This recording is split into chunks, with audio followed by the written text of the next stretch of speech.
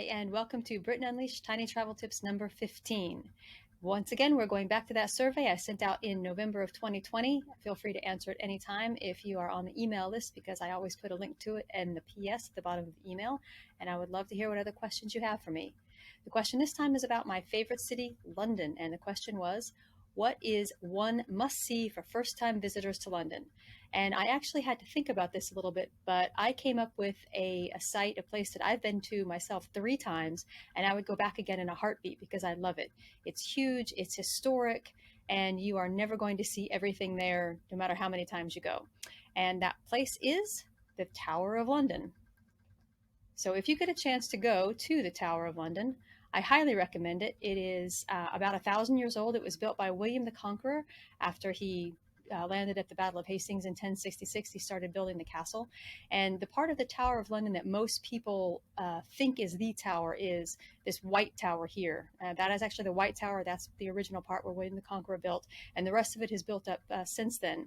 The Tower of London is, as you may know, where Anne Boleyn was executed.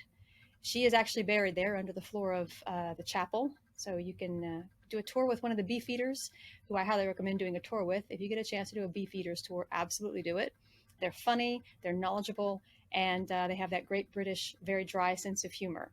So if you go around with one of the Beefeaters, they will take you and show you where Anne Boleyn is buried. Obviously, the crown jewels are there, if the Queen's not actually wearing them. Last time I was there, they had you on like a conveyor belt going past the crown jewels, so you couldn't just stand up there and press your nose against the glass. You actually are on a conveyor belt kind of being taken past the crown jewels. That may have changed since I was there last time, but expect that if you go. And also expect huge crowds. And if you do go, which I highly recommend, this is a picture of the Tower of London from the air, and I love it. If you do go, remember that they're going to start herding you out of the tower. The Beefeaters are at about 30 minutes prior to actual close. And then the wharf in front of the tower, which is this part right here, which you may be able to see, the cursor moving over it, is called the Queen's Wharf, and that will close later on. And they will also come herd you out of that before they lock the gates. It takes, like I said, I've been there 3 times, and I still haven't seen everything I want to see.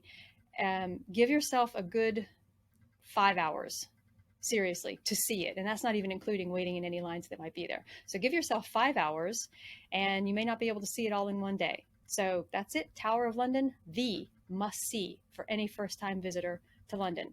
Thanks. This was Britain Unleashed Tiny Travel Tips number 15. Bye.